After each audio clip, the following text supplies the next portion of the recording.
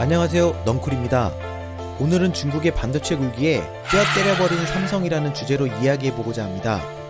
코로나19 팬데믹으로 세계 경기가 어느 때보다 안 좋은 현재, 삼성전자가 반도체 웨이퍼 투입량을 전년도와 비슷한 수준으로 유지, 데이터 단위인 기가비트 기준 반도체 출하 물량은 40% 정도 늘었습니다.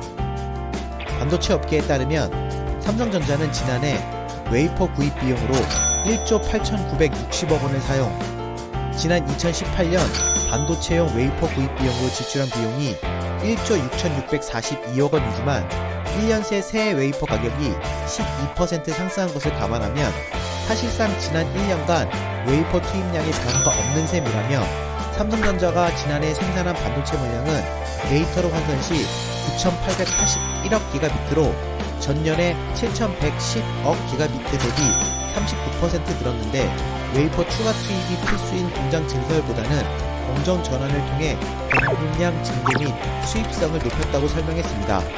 삼성전자가 2011년 역대 최대인 27조 3,456억 원을 반도체 부분에 투자한 후 2018년 23조 7,196억 원과 2019년 22조 5,649억 원 투자 금액은 감소세를 보였지만 생산성은 오히려 대폭 늘었고, 올해도 공정 전환 등을 중심으로 반도체 시장 변화에 탄력적으로 대응한다는 계획이라 투자 금액 축소 기조는 이어질 가능성이 높다고 밝혔지만, 그만큼 원가 경쟁력은 높아집니다.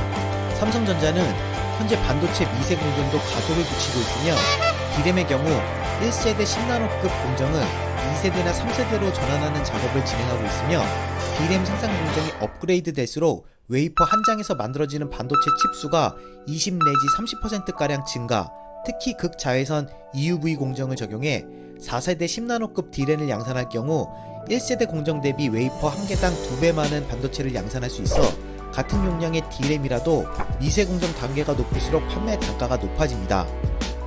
삼성전자는 지난해 6세대 낸드 플래시 양산에 성공하기도 했으며, 6세대 낸드 플래시 제품은 5세대 대비 칩 크기가 작아 웨이퍼당 생산성이 20%가량 높은 것으로 알려졌습니다.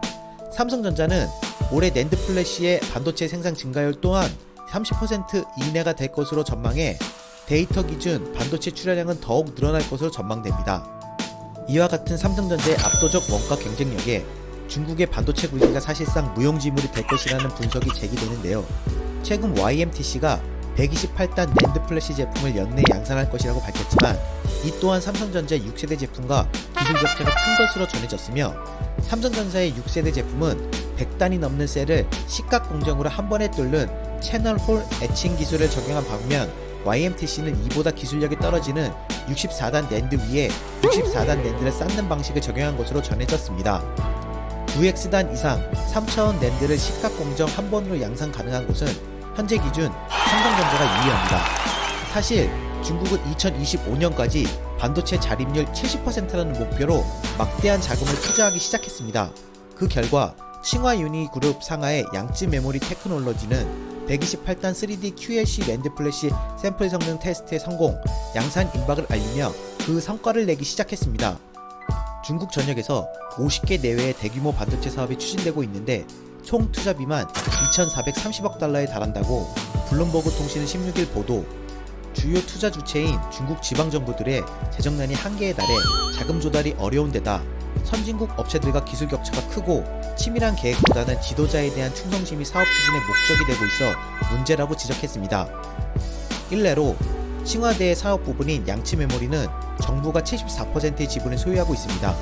양쯔 메모리는 중국 반도체 기업 중 전망이 밝은 업체로 꼽히지만, 선진국 플래시 메모리 업체들에 비하면 기술력의 반세대나 뒤진 것으로 평가되며, 다른 반도체 기업들은 기술력이 너무 떨어져 내세울 만한 곳이 없을 정도라고 합니다. 사정이 이렇다 보니 중국의 작년 반도체 칩 무역 적자는 2,280억 달러로 10년 전에 2배로 확대되었고, 더욱이 반도체 산업은 매년 엄청나게 많은 투자비가 들어가는 사업이라는 점에서 중국 반도체 업계들의 전망은 어둡기만 합니다. 더 큰 문제는 중국 지방정부 관료들이 시진핑 국가주석의 환심을 사기 위해 재정난은 상관하지 않고 경쟁적으로 반도체 사업을 추진하고 있다는 사실입니다. 중국 남부의 해안도시 샤먼과 가장 가난한 도시 구이저우도 반도체 사업에 뛰어들었다가 재원 낭비와 임금 인상이라는 부작용만 나왔다는 지적을 받았습니다. 이렇듯 국가주석의 마음을 얻기 위해 추진하는 사업은 가뜩이나 어려운 경제에 공적 자금의 부적절한 사용을 초래한다는 비판을 받고 있습니다. 중국의 주먹구구식 사업 진행과 투자 대비 낮은 효율성, 삼성의 초격차 전략, 그리고 미국과의 무역 전쟁으로 인해 중국의 반도체 굴기는 물 건너간 게 아닌가 조심스레 관측해봅니다. 이상 넝쿨이었습니다. 감사합니다.